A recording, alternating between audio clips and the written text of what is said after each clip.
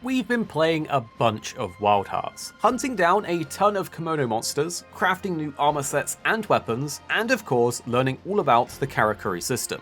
Well, one thing we've noticed that is extremely important within the game is the maximum number of celestial Karakuri thread that you as a hunter can hold at any given time. Creating objects to weave into your combos is super important, but the fusion Karakuri is also super impactful and helpful to do things like trap a monster or even knock it over. So having more maximum threads is actually game changing, especially when you consider that later on in the game you will unlock fusions that need at least 14 threads just to make them, and you only start with 12. Additionally, if you're a solo player, then you need to know that upgrading and making full use of your Tsukumo is going to be massively helpful to you. Excuse my pronunciation on Tsukumo, I think that's how you say it, but I'm not quite sure. You see, this little robot acts as your combat companion in solo play. Think of it kind of like your Palico or Palamute in the Monster Hunter games. It can distract monsters, do attacks, and even give you threads back in the middle of a fight. But even if you're a multiplayer hunter, upgrading this little guy will actually be the thing that gives you more maximum Karakuri threads, even in multiplayer games. So it's super useful to everyone.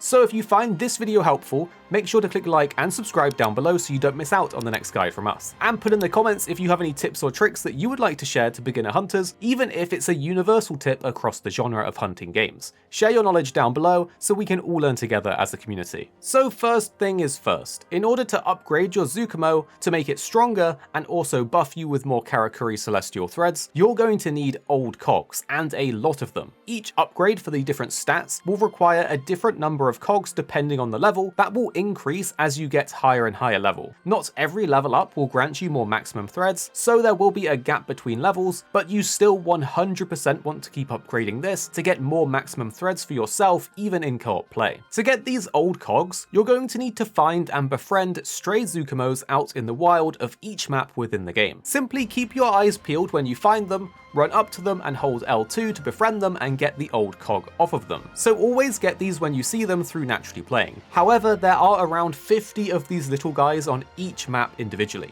so this is no small feat to actually finding and collecting them all. Well, you're in luck, because there's actually a Karakuri upgrade that improves your hunting tower radar system to also track these on the map. This upgrade is called the Hunting Tower Deep Probe, and it isn't too far down the tree, so it won't take too long to unlock it. Along the way to unlock it, make sure to grab the Hunting Tower Expansion upgrade that will also extend the scanning range of your hunting towers. This is a must-have when farming these, but also is great when scanning for kimono. Ultimately, you're going to want to have your hunting towers covering the entire map anyway, so that you can track monsters more easily, but doing so will also mean you can scan the whole map for these collectibles, so get that radar system up and running as soon as possible. Once you have the upgrade and the hunting towers covering the map, simply travel to the map you want to farm and activate a tower.